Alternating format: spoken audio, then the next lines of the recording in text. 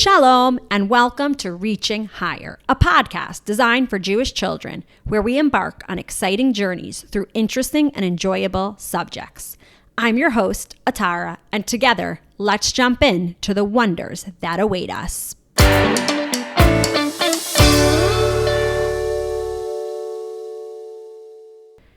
Hello, everyone, and welcome to the newest episode of Reaching Higher. Today's topic is all about clothing. Sometimes we think of our clothing from big stores like Fox in Israel or The Gap, Old Navy in America, but rarely do we think about who is designing those articles of clothing and where they come from, where are they made. We have on our show for today, Daniella Farin. Daniella is a clothing designer and owns her own business called Daniella Faye. Let's bring her on now.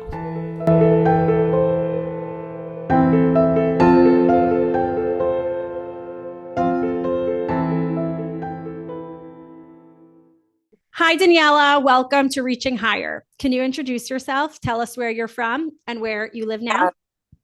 Yes, I'm Daniella Farin. My company name is Daniella Faye, and I live in Efrat. And what else? Where are you from originally? I'm from Chicago. Okay. Skokie. Amazing. And I made Aliyah when I was 15 by myself, and I love it. Been here ever since. Amazing. So you said you have a clothing line and your company name. Can you tell us how you started designing clothing? Did you always like doing that when you were little? Yeah. When I was 10, I already knew I wanted to be a fashion designer. But when I was around like 7 or 8, I think I went to like a wedding and I saw this lady that had like a beaded necklace that was a little purse made out of tiny seed beads. I was like, wow, this is so beautiful. And I told my mom, and this lady told my mom, like, you should really take her to a bead store. So my mom took me to a bead store and I started making jewelry, and it got very expensive. So I started selling jewelry at the Hanukkah boutiques in my neighborhood and locally to like friends and family. And that was when you were 7 years old? 8 or 9, probably. So how did that transition then into? So I had a company named Strictly Yours by Daniella because my last name was Strick, and I just continued to make jewelry. And when I was around, I think 8th grade, I went to sewing classes and I made my graduation outfit. I designed it. I didn't really like the technical part of like the cutting and sewing and figuring out the pattern. So I just knew I wanted to be a designer, more of like just telling somebody what I want and for them to make it for me. So did you end up going to school for design, or you started it on your own? So I started on my own. I did jewelry. Then I learned how to crochet, and I used to crochet hats. And my older sister, who's 15 years older, also started crocheting with me. And we had a company called Tada Hats because her name is Tanya. So Tanya and Daniella. And we sold to stores in Chicago. And then when I moved to Israel at 15, I still was doing jewelry, and I started selling like at the Nachlat Binyamin art fair. Like somebody stopped me and asked me if my necklace was from the table I was at, and I just would sell to people I knew. Like I'd wear it and sell it. And I walked into a boutique when I was 15 with my mom and a friend, and I think I was wearing something, and they're like, is this necklace from this boutique? And they're like, no, but it will be now. So I got into stores and I was selling my jewelry back then. And when I was older, I did like a jewelry course, like metalsmithing. I learned how to do glass blowing. I did a ceramics course. I kind of made myself my own college experience because I wasn't so good at school. And school was really hard for me. I always waited to that like chug once a week that I had art. I like knew I had art on that day. It like kept me going.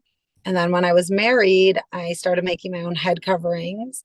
And people would just ask me where they were from. And then I started doing pop-ups, like sales at people's houses. And then I needed an office to work out of because I was doing it at home. So I was looking for a place to rent, and I found a place in the middle of Jerusalem. And it was small, but it was big enough for some clothing. And I finally decided that I wanted to try making clothing, and I made 3 dresses, and to this day some of them are like our best sellers, and I just kept making and learning from there. Wow. So self-taught, it sounds like. If this was only at the beginning of the times of the internet. So did you ask other people for help or what?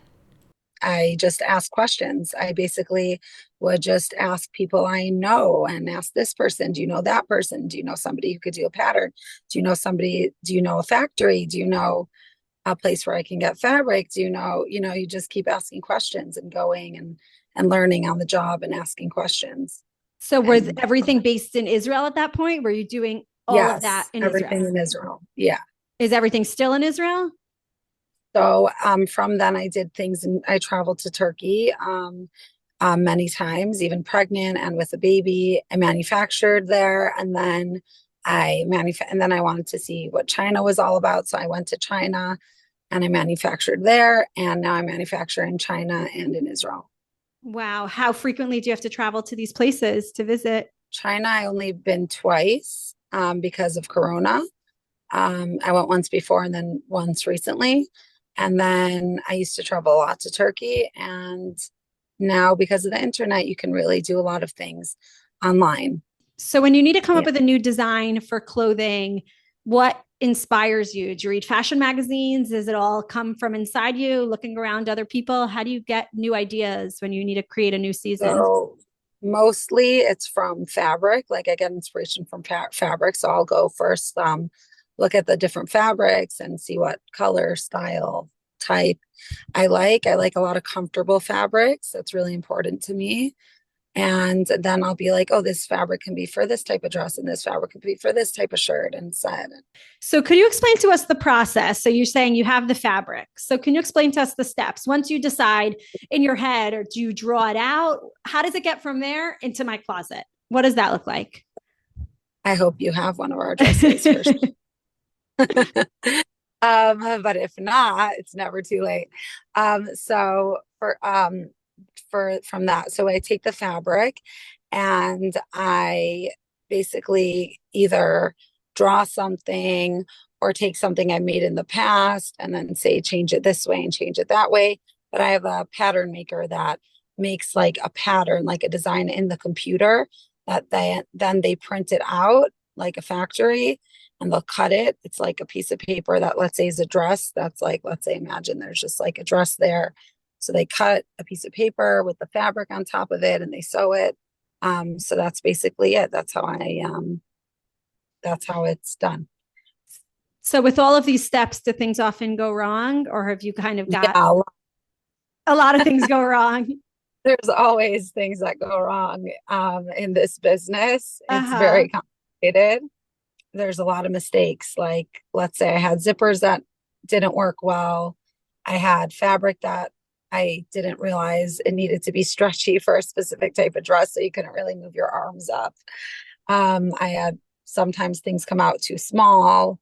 Sometimes the fabric that I chose was fine for the sample, but when I ordered a lot of them and I got them, like all the black from the fabric started like dying onto people's faces and hands and Oh, couches. So a lot of waste of money and problems there. Fabric that like little puffy fuzz balls would come off while people were just walking around all over.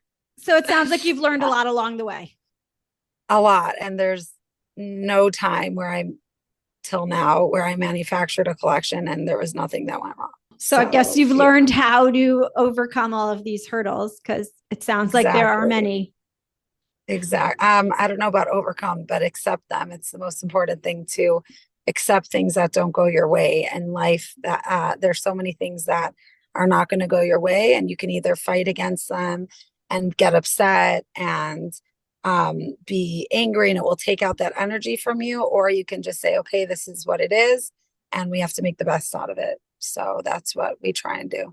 It's such a good lesson, because so much of this, it sounds like, is the design and the clothing and the business, but a lot of it is the mental game of it as well, of how you're going to handle the problems that it sounds like you're inevitably going to face no matter what. There are going to Correct. be different Exactly. situations. So now that the Yes. clothing's made, where do you sell your clothing? We sell in stores all over in America. We sell to Mexico. We sell in Panama. We sell in London. We sell on the internet in both countries, in Israel and America.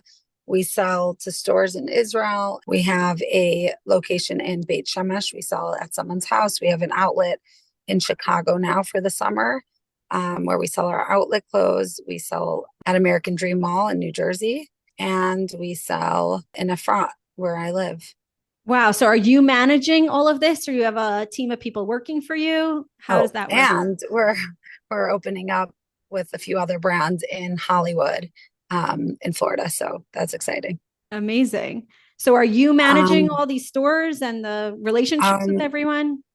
so I go twice a year to New York to meet with the stores and take orders for the next season. Like, let's say it's winter, so you take orders for summer. And then if it's summer, you take orders for winter because you have to make the stuff and take the orders and have it come on time. There's a lot that has to do with being on time. I have my husband helping me, and we have usually somebody helping us behind the scenes on all the logistics. Sounds like there's a lot of elements to this. So I'm sure you need Yes. a lot of hands on deck. So with all these different things, what is your favorite thing to design? I like doing a lot of different like crafty things, like let's say even mosaics and like watercolor. And that I did learn on YouTube, by the way, watercolor. I just like Googled watercolor on YouTube, and I learned like actually how to paint. So it's awesome. And that's important for kids to know that they can really YouTube anything and learn anything, especially nowadays. But I don't know what my favorite thing. I like designing everything. I like clothing. I'm working on more head coverings, like headbands. I like everything. Amazing. Do you only design modest clothing and headbands and things like that? How does like being religious play a role in this? It really happened from like things that I wanted to wear. So like I want a comfortable shirt that is like a certain length and a certain type of fit. And I want like a comfortable dress for the summer. Like I'm boiling. I need a really light one. I'm working on next summer. So I'm like thinking I need to find a fabric that's going to be, really thin and cool. This And summer's heat will really show you what's going to what's going to be exactly cool what enough. to prepare for. Yes. Exactly. So what advice, Daniella, can you give to kids who would want to follow in your footsteps and follow a career in design? Or I would give the advice of when you want to start your own business, it's especially with design and clothing, a lot of part is like a business part, not so much of the creative part. So, first of all, I would want to say that a lot of people should consider working for companies as a designer. Then you get to do what you love to do all day without the headache and the frustration and the loss of money and that stuff. So that's like a big thing I would tell somebody who's interested in design, especially before they open their own company, get a lot of experience and see if they like it. Definitely just keep designing and keep doing whatever you love to do, and always keep practicing and learning new things. And there's always hard things in life, but the most important is to accept it and to know that you are amazing because Hashem made you exactly the way that you're supposed to be. Everyone is good at something else, and whatever they're good at, that's exactly what Hashem wanted you to be good at. So Daniella, to love thank you. themselves. Love yourself. Thank you so much for giving us your time and teaching us Of all course. about clothing design. Of course. Of course. Did you know that in Tanach, there's actually a big emphasis on clothing? Clothing not only covers our bodies, it can also show importance, like a status. For example, a king wears a special robe, or the opposite. Ripping or tearing clothing in Tanach can be a sign of avelut or sadness after something bad happened. How well do you know the clothing references in the Torah? Here we go. Welcome to the Clothing Challenge. Each question is worth 1 point. Question number 1. What garment of clothing did David rip of Shaul's? Was it A, his pants? Was it B, his belt? Was it C, his tzitzit? The correct answer is C. David ripped Shaul's tzitzit. Question number 2. What garment of clothing did Yosef get from his father? Was it A, a katonet pasim, a coat of many colors? Was it B, an apron? Or was it C, a hat? Great job. The correct answer is he got A, a katonet pasim, a coat of many colors from his father. Question number 3. What was the miracle of the clothing in the Midbar? Was it A, they had a new set of clothing that fell each day with the man?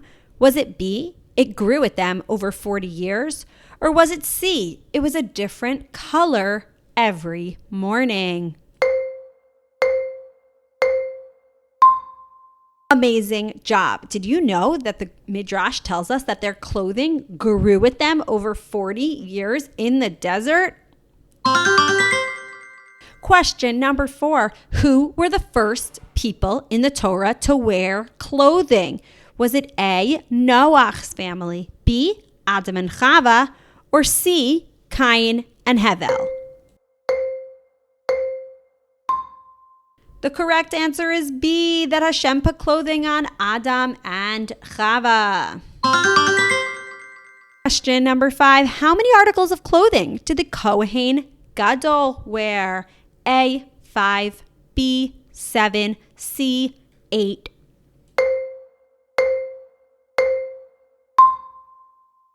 He wore 8 different articles of clothing. The answer is C. Question number 6. What clothing of importance did Haman want to wear? A, the king's clothing, B, Esther's clothing, or C, his children's clothing? The correct answer is A. He wanted to wear Hamelech Achashverosh, the king's clothing.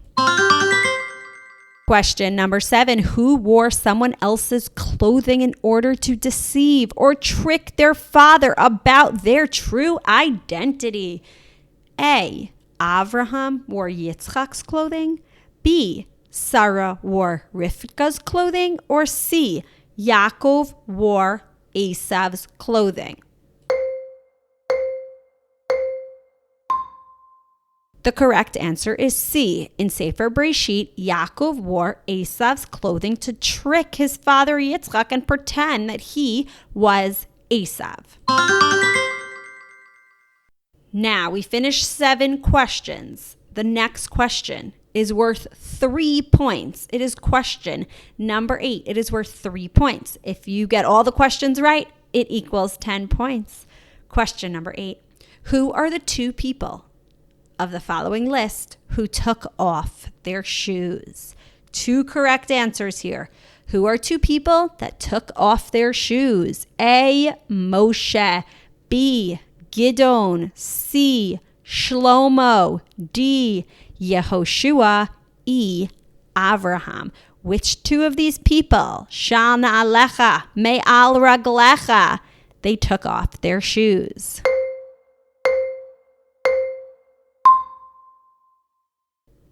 This one was hard. Did you get it right? The answer is A and D. Moshe and Yehoshua are both commanded by Hashem to remove their shoes. Count up your points. How many points did you get? Remember, the first 7 questions were each worth 1 point, and the last question, our bonus question with 2 answers of who removed their shoes, was worth 3 points. How many did you get right out of 10? Welcome to joke time. Here we go. Hi, I'm Shalom. Hi, I'm Israel. Do you want to hear a joke? Let's hear. Why did the golfer have an extra pair of pants? I don't know. In case he got a hole-in-one. That was a good one. Shalom, I have a joke. You want to hear? Okay. What does a cloud wear under her raincoat? I don't know. Thunderwear. Haha, that was good. Thank you so much for tuning in to this week's episode of Reaching Higher. The reason I like this episode so much is because I never really thought about my clothing design and what it takes for businesses like Daniella Faye Clothing Line to design, manufacture, and produce all of her clothing and accessories. We also don't always think about clothing playing a role in the Torah and in stories in the Navi, so that was fun for me too. We hope you enjoyed this week's episode. Remember to rate our show and share it with your friends and family. We can't wait to see you on next week's episode of Reaching Higher.